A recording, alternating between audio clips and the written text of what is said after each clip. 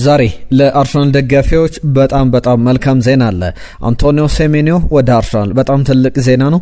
በስፋት የምንዳስሰው ጉዳይ ነው በዚህ ቪዲዮ ላይ። ከዛ በተጨማሪ በጣም ሌላ ትልቅ ዜናም ተሰምቷል። የጋብሪኤል ማጋሌሽ መመለስ ጉዳይ። ሰላም ጤና ይስጥልን የተወደዳችሁ እንዴት ናችሁ? የመድፈኛው ቤተሰቦች አዳዲስ ጉዳዮችን ይዘን በድጋሚ ተገናኝተናል። በርከት ያሉ ጉዳዮችን እየነገርናችሁ እንቆያለን። በተለይ ደግሞ ከዝውውር ዜናዎች ጋር በተያያዘ የሚነሱ ሀሳቦች አሉ። ጋብሪኤል ጄሱስን በተመለከተ፣ ሉዊስ ስኬሊን በተመለከተ እንዲሁም ደግሞ አሌክሳንደር ስታንኮቪች የተባለ እንዳማካኝ ስፍራ ተጫዋችን በተመለከተ እየወጡ ያሉ ጉዳዮች አሉ። ቅድም ካነሳሁት የአንቶኒዮ ሴሜንዮ ጉዳይ በተጨማሪ ዛሬ ደግሞ በእንግሊዝ ፕሪሚየር ሊግ 12 ሰዓት ላይ አርሰናል ከብራይተን የሚያደርጉ ጨዋታ በትኩረት የሚጠበቅ አይነት ጨዋታ ነው። ጨዋታውን በተመለከተ ምን ጉዳዮች ይጠበቃሉ? የካቨርስ ጉዳት፣ የጋብሪኤል ማርሴሊ የጉዳት ዜና በተመለከተ አዳዲስ ጉዳዮች የተሰሙባቸው መረጃዎችን ይዘናል። በቻላችሁት በያላችሁበት አብራችሁን ቆዩ። የአርሰናል ቤተሰብ የኢትዮ አርሰናል ቻናልን እንግዲህ ሰብስክራይብ አለማድረግ ከባድ ነው። የአርሰናል ቤተሰብ ከሆናችሁ ይህንን ቻናል ሰብስክራይብ በማድረግ ቤተሰብነታችሁን አሳዩን። በዝርዝር የምናነሳቸው ጉዳዮች አሉ። ሌሎችንም ሀሳቦች እያነሳን እንቆያለን። ሌሎችንም በተለይ ደግሞ በአርሰናል ቤት ያሉ አርሰናልን የተመለከቱ ጉዳዮችን እየነገርናችሁ እንቆያለን። ሀሳቦቻችሁን ጻፉልን። ከትናንትና በስቲያም በሰራናቸው ቪዲዮዎች ላይ የመጡ መልእክቶች አሉ። ለምሳሌ ከተመለከትናቸው ጉዳዮች መካከል አንደኛው ከአርሰናል ጋር በተያያዘ የሚኬል አርቴታን የዋንጫ ተገማችነት የአርሰናልን ጉዞን በተመለከተ የተነሱ ሀሳቦች አሉ። አንዳንዶቹን እናንሳ። ሰይፈዲን ከዚህ ዓመት ይልቅ በቀጣይ ዓመት አርሰናል ዋንጫ የመሳካት እድሉ በጣም ሰፊ ነው። በዚህ ዓመት ላይ ቡድኑ በጉዳት እየታመሰ ነው። አዳዲስ ተጫዋቾች ከዚህ ዓመት ይልቅ በቀጣይ ዓመት ጥሩ ብቃታቸውን ስለሚያሳዩ ቀጣይ ዓመትን ብንጠብቅ ይሻላል የሚል ነገር አንስቷል። ምን ያክል ተስማሙበታላችሁ? እስቲ መልእክቶቻችሁን ጻፉልን። ሚኬል አርቴታን በተመለከተ አብይ አለሙ ዘንድሮ ዋንጫ የማያመጣ ከሆነ የስንበት ደብዳቤ እንዲቆረጥለት ያስፈልጋል በአሁኑ ሰዓት ላይ የሚል አስተያየቱን ሰጥቷል። ሰይድ አወል በጻፈልን መልእክት የመድፈኛው ቤተሰቦች በያላችሁበት ሰላማችሁ ይብዛ ብሏል። እናመሰግናለን። አርቴታ ቡድኑን ሮቴት የማድረግ ችግር አለበት። ዘንድሮ ሰፋ ያለ የቡድን ጥልቀት አለው፣ ነገር ግን ካምኖ የተሻለ ነገር አላየንም። ሲቀጥል ኦደጋርድንና ኤዜን በጣም ስራ ይፈልጋል። ለዚህ ቦታ ላይ ልክ እንደ ማቲያስ ኩን አይነት ሰብሮ የሚገባ ተጫዋች ያስፈልጋል። ለምሳሌ ሪያን ሼርኪን ተመልከቱት የሚል ሀሳቡን ጽፎልናል። ከልብ እናመሰግናለን። አየነው ሙላለምም ሰላም ምርጦች እንዴት ናችሁ? በተለይ ደግሞ ከአንድሪያ ቤርታ ጋር በተያዘ ደፍረው ወደ ዝውውር መግባት አልፈለጉም ይመስለኛል ብሏል። ታዳጊዎችን በቀላል ዋጋ ከፈረንሳይ ሊግ፣ ከጣሊያን፣ ከሴሪያ በማስፈረም ዝውውሩ መዝጋት ይፈልጋሉ። ምናልባት ትልቅ ዝውውር የቦዋዲ ሊሆን ይችላል ብሎናል። አየነው ሙላለም ዛሬ አዲስ ጉዳይ አለ ከአንቶኒዮ ሴሜንዮ ጋር በተያዘ የሚነሳ ጉዳይ ተመልክተናል። እነዚህ ጉዳዮች ትናንትና ከመጡልን መልእክቶች መካከል አንደኛው ነው። ሌላኛው አብዱራህማን አብዱልከሪም የአርሰናል ቤተሰቦች እንዴት ናችሁ ብሎናል። አርሰናል የዘንድሮን ዋንጫ እንደሚያነሳ ብጠብቅም ነገር ግን እንደ ዋንጫ የምጠብቀው አይነት ቡድን ሙሉ ለሙሉ አስተማማኝ ነው ማለት ከባድ ነው ብሎናል። ምክንያቱም የቡድኑ ስኳድ ሰፊና አቅም ያላቸው ተጫዋቾች ቢኖሩም እንደ ችግር የማነሳው ነገር አንደኛ በተጫዋቾች ላይ እየደረሰ ያለው ጉዳት፣ ሁለተኛ ደግሞ በሚዲያው አርሰናል ላይ መዋከቦች አሉ የሚል አስተያየቱን ጽፎልናል። በተለይ ዋንጫ ማምጣት አለበት ይባላል። ያንን በተመለከተ አብዱራህማን ተመሳሳይ አስተያየት ሰጥቶናል። ለሁሉም እነዚህ ጉዳዮች በስፋት የሚነሱ ናቸው። ከአርሰናል ጋር በተያያዘ ዛሬ ብራይተንን የሚገጥምበት ጨዋታ የተለየ የሚጠበቅ አይነት ትልቅ ጨዋታ ነው። ብዙ ሀሳቦች ይነሱበታል። በዝርዝር እንመለከተዋለን። ከአንቶኒዮ ሴሜንዮ ጋር በተያያዘ በጣም ትልቅ ጉዳይ የተሰማበት አይነት ጉዳይ ነው የተመለከትነው። እስቲ በዝርዝር ጨዋታውን እንመልከትና ወደ ዝውውር ጉዳዮቻችን እናልፋለን። ከዝውውሩ ጋር በተያያዘም ሌሎችንም ጋብሪኤል ጄሱስን፣ ሉዊስ ስኬሊን የተመለከቱ ሀሳቦች አሉ። ዛሬ አርሰናል ስለስንት ጨዋታውን ያሸንፋል? ግምቶቻችሁን ጻፉልን። መልእክቶቻችሁን እንጠብቃለን። አዳዲስ ጉዳዮችን እየነገርናችሁ እንቆያለን። አርሰናል ከብራይተን የኦፕታ ሱፐር ኮምፒውተሮች ግምትን አንስተን እንጀምር። 69.5 በመቶ 70 በመቶ አርሰናል ጨዋታውን የማሸነፍ ቅድሚያ ግምት የኦፕታ ሱፐር ኮምፒውተሮች የዚህ ፕሪማች ሲሙሌሽኖችን በመጠቀም የሚደረግ ግምት ነው። በዚህ ግምት ላይ አርሰናል 69.5 በመቶ ወይም 70 በመቶ ጨዋታውን የማሸነፍ ቅድሚያ ግምት ተሰጥቶታል። የእናንተን ግምት ደግሞ ላኩልን። ባለፉት ጊዜያት ላይ በብራይተን በኩል በቅርብ ጨዋታዎች ላይ ያሉ ጉዞዎች የሚታወሱ ናቸው። በተከታታይ ጨዋታዎች ላይ በተለይ ደግሞ 4 ጨዋታዎችን በተከታታይ ማሸነፍ አልቻለም። ሳያሸንፍ ነው በፕሪሚየር ሊጉ ላይ ጉዞ እያደረገ የሚገኘው። በያዝነው የውድድር ዘመን አርሰናል ከብራይተን ጋር ተጫውተዋል። በፕሪሚየር ሊጉ የመጀመሪያ ግንኙነታቸው ነው። እንደምታስታውሱት በ2-0 በሆነ ውጤት አርሰናል ያሸነፈበት ጨዋታ የሚጠቀስ ነው። ባለፈው አመት ደግሞ የዘንድሮን ጨዋታ አነሳዋለሁ። ባለፈው አመት በሁለቱ ቡድኖች በኩል ከሚነሱ ጉዳዮች መካከል በፕሪሚየር ሊጉ በደርሶ መልስ አርሰናል ብራይተንን ማሸነፍ አልቻለም ነበር። ሁለቱም 1-1 በሆነ ውጤት የተጠናቀቀ። አንደኛው ሁለቱም ጨዋታ ላይ ጆ ፔድሮ ግብ አስቆጥሯል። አንደኛው 61ኛው ደቂቃ ላይ ያስቆጠራት ግብ ንዋኔሪ አስቀድሞ አርሰናልን ቀዳሚ ቢያደርግም በአሜክስ ስቴዲየም ያደረገ ጨዋታ ነበረ።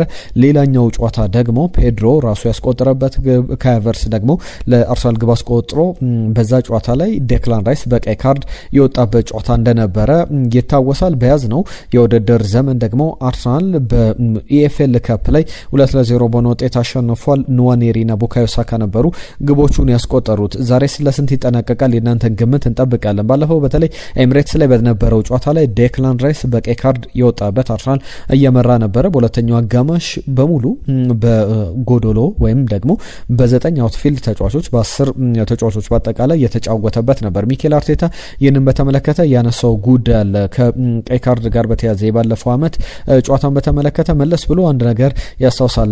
ባለፈው አመት ሀክ ተደርገን ነበረ የሚል ሀሳቡን አንስቷል። በ10 ተጫዋቾች ነው የተጫወት ነው።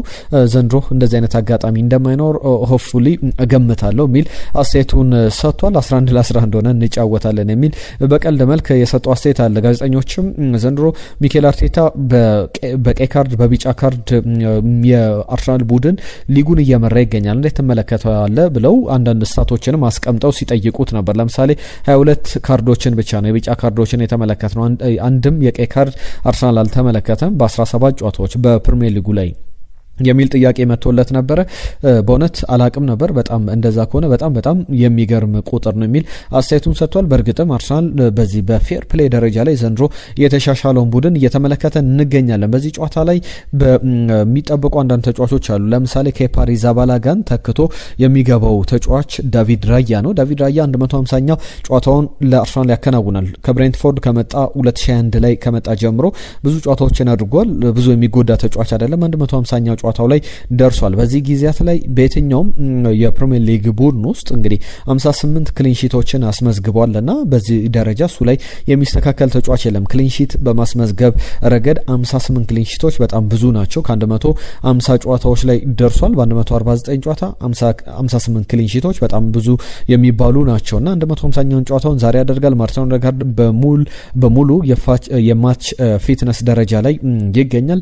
ከዛ በተጨማሪ በክሬቲቭ ደረጃ ላይ ጥያቄዎች ቢነሱበትም አሁንም ብዙ ጨዋታዎች ላይ በጉዳት ምክንያት ያልነበረባቸው ጨዋታዎች አሉ። ለምሳሌ ትልቅ ከኦፕን ፕሌይ ክሬት በማድረግ ቻንሶችን ማርቲን ኦዴጋርድ ከጀርሚ ዶኩ ከሪያን ሸርኪ በመቀጠል በሊጉ ላይ 3ኛ ደረጃ ላይ የሚቀመጥ አይነት ተጫዋች ነው። ከኦፕን ፕሌይ ነው ያልኩት። ሌሎችም ተጫዋቾች አሉ።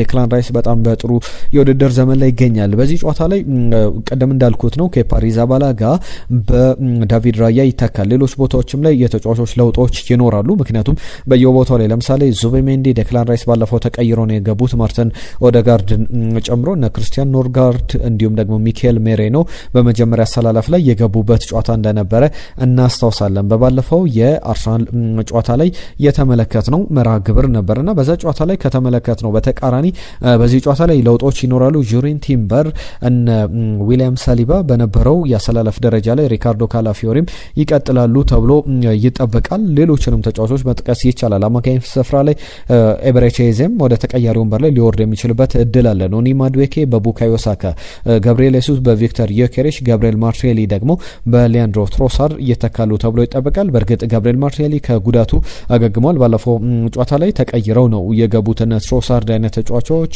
ኦዴጋርድንም ጭምር። ዘንድሮ አርሰናል ቀድሞ ግብ ካስቆጠረ ጨዋታውን በአሸናፊነት የሚያጠናቅቅበት እድል በጣም ሰፍቶ በደንብ እየተመለከተ እንገኛለን።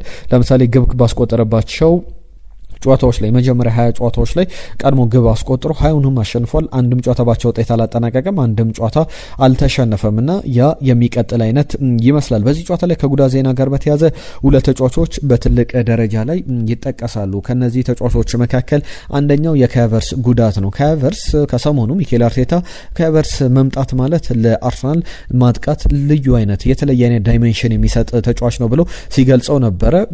በጣም ተቃርቧል ብሏል። እንደማስበው ከሆነ ኤማተር ኦፍ ዴይስ ብሏል፣ ኖት ኤማተር ኦፍ ዊክስ ብሏል። ከዚህ በፊት ኤማተር ኦፍ ዊክስ ብሎ የሳምንታት ጉዳይ ነው ብሎ ሲያነሳ ነበር። አሁን ግን የሳምንታት ጉዳይ አይደለም፣ የቀናት ጉዳይ ነው። በቶሎ ወደ ሜዳ ይመለሳል። በቀጣይ ጨዋታዎች ላይ ከኤቨርተን በአርሰናል አሰላለፍ ላይ እንመለከተዋለን ተብሎ ይጠበቃል።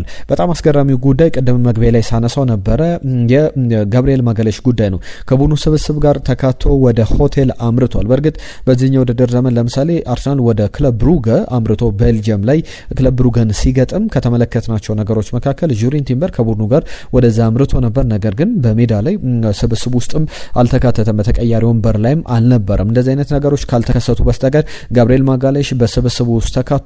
በሆቴል እንግዲህ ጨዋታ የሚያደርጉ ተጫዋቾች ብቻ ናቸው ወደ ሆቴል የሚገቡት። ሌሎቹ ተጫዋቾች በቤታቸው ነው ቆይታ የሚያደርጉትና የጨዋታው ስኳድ ውስጥ ከተካተቱ ተጫዋቾች መካከል ጋብሪኤል ማጋሌሽን በዚህ በሆቴል ተመልክተናልና ከስኳዱ ጋር ይጫወታል አይጫወትም የሚለው የመጨረሻ ውሳኔ የሚጠበቅ ጉዳይ ነው። እነዚህ አይነት ጉዳዮች ለተጫዋቹ ብቻ አይደለም፣ የቡድኑን ማነቃቃት ደረጃ በተቀያሪ ወንበር ላይ ተቀምጦ ቢጀምር እንኳን ቡድኑን በእጅጉ ማነቃቃት የሚችል አይነት ተጫዋች ነው። ፋቢያን ሃርዘለር ከአርሰናል ጋር በተያያዘ ማንኛውንም ቡድን ማሸነፍ እንችላለን በሊጉ ላይ።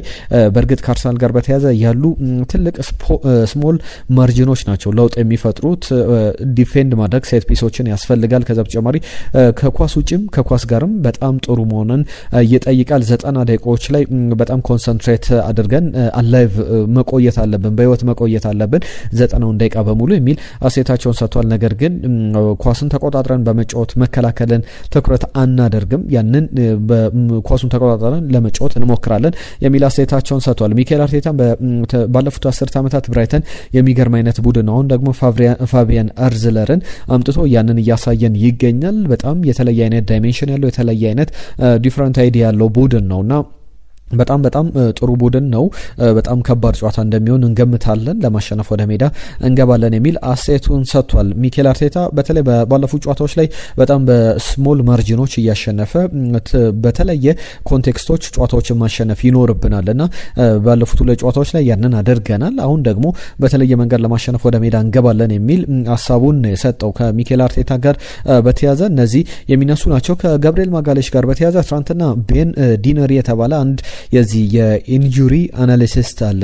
የኢንጁሪ ጉዳቶች ላይ ትንታኔ የሚሰጥ ጋብሪኤል ማጋሌሽን በተመለከተ በጣም ትልቅ ሴትባክ ነበር ያጋጠመው ጉዳቱ፣ የብራዚል ብሔራዊ ቡድን ላይ ያጋጠመው ጉዳት ብሏል። ከ4 እስከ 6 ዓመታት ከሜዳ እንደሚርቅ ይጠበቅ ነበረ። አሁን ግን የመጨረሻ ሂደቶች ላይ የዚህ የማገገም ኢንድ ፌዙ ላይ ይገኛልና በዚህ የማገገም ሂደቱ ላይ የመጨረሻ የስሞል ጌሞችን የማድረግ ከዛ በተጨማሪ ለጨዋታ ዝግጁ መሆኑን ሰውነቱ ለመዘጋጀቱን የማየት ነገሮች ነው የሚጠበቁት እንጂ ጋብሪኤል ማጋሌሽ ብዙ አይርቅም ይመለሳል ሲል ነበረ። ሆቴል ላይም እንደተመለከት ነው ከዛ ጋር በቀጥታ የሚገናኝ ጉዳይ እንደሆነ በትክክል መናገር ይቻላል። ከዛ ውጭ አርሰናል ዊሊያም ሳሊባ እነ ጋብሪኤል ሱስ በጥሩ ጤንነት ላይ ይገኛሉ። ሌሎችም ተጫዋቾች ጋብሪኤል ማርቴሊም ከጉዳቱ አገግሟል። ጥሩ ነገሮች አሉ። ጥሩ ዜናዎችን የሰማንበት አይነት ቀን ነውና አርሰናል ጨዋታውን ስለስንት ያጠናቀቃል እስቲ ግምቶቻችሁን ላኩል። ሌሎች ሀሳቦችንም እናንሳ። ከአርሰናል የዋንጫ ተፎካካሪነት ጋር በተያዘ ዊሊያም ሳሊባ የሰጠው አስተያየት አለ። አርሰናል 4 ዋንጫዎችን ማሸነፍ ይችላል። በያዝነው ውድድር ዘመን በተሳተፍንባቸው ውድድሮች ሁሉ ማሳካት እንችላለን። ባለፈው ውድድር ዘመን ካራባኦ ካፕ ግማሽ ፍጻሜ፣ በቻምፒየንስ ሊግ ግማሽ ፍጻሜ፣ በፕሪሚየር ሊጉ ጉዟችን ይታወቃል። አሁን ደግሞ በያዝነው ውድድር ዘመን ካራባኦ ካፕ ግማሽ ፍጻሜ ደርሰናል። በቀጣይ ጨዋታዎች ላይ ከቼልሲ ጋር ጃንዋሪ ግማሽ ላይ የሚደረግ ነውና በዛ ጨዋታ ላይ ቼልሲን ጥለን ማለፍ አለብን። ለዋንጫው ነው መድረስ ያለብን፣ ዋንጫው ነው ማሸነፍ ያለብን የሚል አስተያየቱን ሰጥቷል። ካራባኦ ካፕ ብቻ አይደለም ሌሎችም ጨዋታዎች ላይ በቻምፒየንስ ሊግም በፕሪሚየር ሊጉም ላይ ሁሉንም ዋንጫዎች ማሸነፍ እንችላለን የሚል አስተያየቱን እየሰጠ ይገኛል። እንዴት ተመለከቱታላችሁ? ገብርኤል ማጋሌሽ መመለስ ጋር በተያዘ ከሀቨርትዝ መመለስ ቡድኑን በእጅጉ የበለጠ ያጠናክረዋል ተብሎ ይጠበቃል። የዝውውር ጉዳዮችን ደግሞ ላንሳላችሁ። ከአንቶኒዮ ሴሜኒዮ ጋር በተያዘ ዳቪድ ኦርነስቲን ዚ አትሌቲክም ላይ ዝርዝር ዘገባዎችን ተመልክተናል። ማንቸስተር ሲቲ ጠቅልሎታል። ማንቸስተር ሲቲ ያስፈርመዋል ተብሎ ሲጠበቅ የነበረው ተጫዋች እነ ቼልሲ ከዝውውሩ ወጥተውበታል ብለንም ስናነሳ ነበር ባለፉት ጊዜያት ላይና አሁን አንቶኒዮ ሴሜኒዮ ገናዊው የመስመር ተጫዋች በጣም በአስገራሚ ሁኔታ ወደ አርሰናል የሚመጣ በት እድል በጣም ሰፍቷል። አርሰናል የተጫዋቹን ጉዳይ በተመለከተ አፕሪሺየት ያደርጓል፣ ተጫዋቹን ያደንቋል። የአርሰናል መለማዮችም የአርሰናል ትልልቅ ኃላፊዎችም የተጫዋቹን ወደ አርሰናል መምጣት የሚደግፉ ናቸውና የመጨረሻ አርሰናል ውሳኔ ብቻ የሚጠበቅ ነው። ተጫዋቹ የአርሰናል ደጋፊ ነው፣ የዲዲዬር ድሮግባ አድናቂ ነው። ነገር ግን የአርሰናልን መለያ እየለበሰ የአርሰናል ተጫዋቾች እየተመለከተ አርሰናልን ሲደግፍ ያደገ ነውና ያንን በግልጽ ቪቪድሊ የሚያስቀምጠው ነው። ምንም የሚደብቀው ነገር አይደለምና በአርሰናል ቤት ደግሞ መጫወት እንደሚፈልግ ከዚህ በፊት አንስቷል። ለምሳሌ አንድ አስተያየት ሲሰጥ ካስታወሳችሁ እኛም በዚህ በኢትዮ አርሰናል ቻናላችን ላይ አንስተነው እናውቃለን። ከአርሰናል ጋር መጫወት አርሰናልን መደገፍ የተለያዩ ናቸው። ከአርሰናል ጋር ስንጫወት በተቃራኒው በሙሉ ልብ እንደ አንድ ፕሮፌሽናል ጨዋታውን ለማሸነፍ ነው የምገባው። ነገር ግን አርሰናልን መደገፍ ደግሞ ሌላ መልክ ያለው ነው የሚል አስተያየቱን ሰጥቷል። ዊሊያም ሳሊባ አርሰናል ደጋፊ ሆነው ብዙ ጊዜ አርሰናል ግብ ሲያስቆጥር ሌሎች ተጫዋቾች ግብ አስቆጥረው ለምሳሌ የኒውካስል ዩናይትድ ጨዋታ ላይ ጋብሪኤል ማጋሌሽ ባለቀ ሰዓት ላይ ግብ አስቆጥሮ ከጋብሪኤል ማጋሌሽን በላይ በጣም ደስታውን ሲገልጽ የነበረው ዊሊያም ሳሊባ ለብቻው ወደ አርሰናል ደጋፊዎች ሄዶ ደስታውን ሲገልጽ ነበር። እንደዚህ አይነት ተጫዋች ሊሆን ይችላል አንቶኒዮ ሴሜኒዮ። አርሰናል ደጋፊዎችን ማምጣት ሌላ ሞቲቬሽን ነው።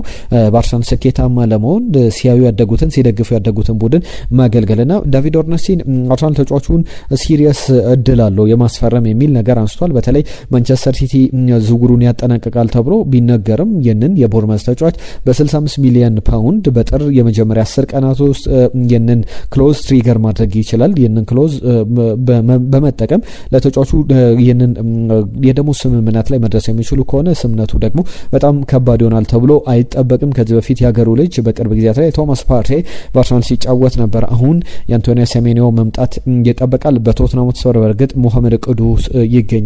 የሞሐመድ ቅዱስ ዝውውርም ወደ አርሰናል ይመጣል ተብሎ ሲጠበቅ እንደነበር ይታወቃል። ከአያክስ አምስተርዳም ጀምሮ አሁን ሌላ ጋናዊ አርሰናል ለማጫወት በጣም የተቃረበበት ጊዜ ላይ ይመስላል። እንዴት ተመለከታችሁት? የዚህን ተጫዋች ጉዳይ በትልቅ ደረጃ እየተነሳ ሀሳቦችም እየተሰጡበት ይገኛል። በአርሰናል በኩል የስታንኮቪች ጉዳይም የሚነሳ ጉዳይ ነው። አሌክዛንደር ስታንኮቪች አማካኝ ስፍራ ላይ የኢንተር ሚላን መብት አለው። ኢንተር ሚላን ተጫዋቹ በ23 ሚሊዮን ፓውንድ 2026 ላይ ማስፈረም ይችላል። ከዛ በኋላ 2027 ላይ ደግሞ በ5 ሚሊየን ማስፈረም የሚችል ተጫዋች ነው። ስታንኮቪችን በተመለከተ በጣም ቨርሳታይል የሆነ ተጫዋች፣ በጣም ሊደርሺፕ የሚገርም የክለብ ብሩገ ተጫዋች ነውና በጣም ፓስ አኩሬሲው በመከላከል ረገድ ብዙ በአማካኝ ስፍራ ላይ ብዙ መጨመር የሚችል ነውና አርሰናል ደግሞ የክርስቲያን ኖርጋርድ የረጅም ጊዜ እቅድ አድርጎ ተተኪ አድርጎ ማምጣት ይፈልጋል። 31 ዓመቱ ላይ የሚገኘው ክርስቲያን ኖርጋርድ በቀጣይ 2027 ላይ ውሌ ሲጠናቀቅ ወደ ብሮንዲ ወደ አገሬ ሄጄ መጫወት እፈልጋለሁ ወደ ዴንማርክ ብሎ አስተያየቱን ሲሰጥ ነበር። በእርግጥ አርሰናል እስከ 2028 ድረስ ተጫዋቹን ማቆየት ውሉ ማራዘም ይችላል። አንድ አመት አለው ትሪገር ማድረግ የሚችለው ክሎዝ ውስጥ የተካተተ አንድ አመት አለና ያንም በደንብ የሚጠበቅ ነው። የክለብ ብሩጉ አሌክዛንደር ስታንኮቪችን በተመለከተ ዝውውሩ የሚጠናቀቅ ከሆነ ለአርሰናል በጣም ጥሩ የሚባል አይነት ዝውውር ይሆናል ተብሎ ይጠበቃል። ሌሎችም ጉዳዮች አሉ። በተለይ በያዝነው ውድድር ዘመን በጥር የዝውውር መስኮት ክለቡን ይለቃል ተብሎ ከአርሰናል ሲነሳ የነበሩ አንድ ሁለት ተጫዋቾች አሉ። ከነዚህ መካከል ጋብሪኤል ጄሱስን የተመለከተ ነው። ጋብሪኤል ጄሱስን ስንመለከት በጥር ወደ ፍላሚንጎ ወደ ፓልሜራስ ወዳደገበት ክለብ ወደ ፓልሜራስ ወይም በፍላሚንጎም በብራዚል ሊግ ላይ ልንመለከተው እንችላለን ይባል ነበረ። ከዛ በተጨማሪም በፕሪሚየር ሊጉ ላይ ዌስትሃም፣ ኤቨርተን በቅርብ ቀናት ላይ ደግሞ በጣም በሚያስገርም ሁኔታ ሪያል ማድሪድም ስሙ ሲጠቀስ ነበር። የዩቬንቱስ ስም ይነሳል። ኤሲ ሚላን ሲባል ነበር። በእርግጥ ኒኮላስ ፍልክሩግን አስፈርሟል ኤሲ ሚላን። ከዚህ ዝውውር ስለመውጣቱ ሲነገር ነበርና 2026 ላይ በአርሰናል ቤት እንዲቆይ ይፈልጋል። አሁንም ሚኬል አርቴታ ተጫዋቹን የአርሰናል ወሳኝ የቡድኑ አካል አድርጎ መመልከት ይፈልጋል። በእርግጥ ጋብሪኤል ጄሱስም በተጫዋቹ በኩል የሚሰጡ አስተያየቶች አሉ። ክለቡ መልቀቅ አልፈልግም፣ በክለቡ መቆየት እፈልጋለሁ፣ በአርሰናል ያልጨረስኩት ቢዝነስ አለኝ፣ አንፊኒሽድ ቢዝነስ አለኝ ብሎ ሲያስቀምጣቸው የነበሩ ቅድሚያ መስፈርቶች አሉና አሁንም በአርሰናል መሰረት ላይ የአርሰናል ባለውለታ ነው። አሁንም የዋንጫ አርሰናል ሲያነሳ ማየት ለሱ እንደ ትልቅ ስኬት የሚነሳ ነው። ከአሌክዛንደር ዚንቼንኮ ጋር ኦሌክዛንደር ዚንቼንኮ እንዲሁም ደግሞ ጋብሪኤል ሱስ በዛ ደረጃ የሚጠቀሱ አይነት ተጫዋቾች ናቸው። ሌላኛው የዝውውር ጉዳይ ደግሞ ከሚኬል አርቴታ ጋር በተያያዘ አንድም ተጫዋች ከስኳዱ እንዲለቅበት አይፈልግምና በጥር የዝውውር መስኮት እነ ቼልሲ ሌሎችም የፕሪሚየር ሊጉ ክለቦች እነ ኤቨርተንም ዌስትሃም ዩናይትድም ይፈልጉታል ሲባል የነበረው ሉዊስ ስኬሊን በተመለከተ ምንም አይነት ክፍተት መስጠት አይፈልግም ሚኬል አርቴታ ተጫዋቹን በአርሰናል ያቆየዋል የሚሉ ዘገባዎችን ተመልክተናልና ዛሬ ለአርሰናል በጣም ጥሩ ዜናዎችን የተመለከትንበት ነበር። እናንተም ግምቶቻችሁን ጻፉልን። ባነሳናቸው ጉዳዮች ላይም ሀሳቦቻችሁን ጻፉልን። በተለይ ከአርሰናል ጋር በተያያዘ ዛሬ ጨዋታውን ስለስንት ያጠናቅቃል? አርሰናል ከብራይተን በትልቅ ደረጃ የሚጠበቅ አይነት ወሳኝ ጨዋታ ነው። 12 ሰዓት ላይ ይደረጋል። ጨዋታውን በተመለከተ ዝርዝር ነጥቦችን አነሳን። የተወደዳችሁ ስፖርታዊ ጉዳዮቻችንን እዚህ ላይ ገታ እናደርጋለን። በርከት ያሉ ነገሮችን በርከት ያሉ ጉዳዮችን አነሳን። ዝውውሮችን፣ የአርሰናል ጨዋታን በተመለከተ ግምቶችንም በተመለከተ ያነሳናቸው ሀሳቦች አሉ። አብራችሁን ስለነበራችሁ ጊዜያችሁን ስለሰጣችሁን ከልብ እናመሰግናለን። ቻናላችንን ሰብስክራይብ እያደረጋችሁ ለአርሰናል ደጋፊዎችም አስተዋውቁልን። ለዛሬ እዚህ ላይ እናጠናቅቃለን። ጤና ይስጥልን።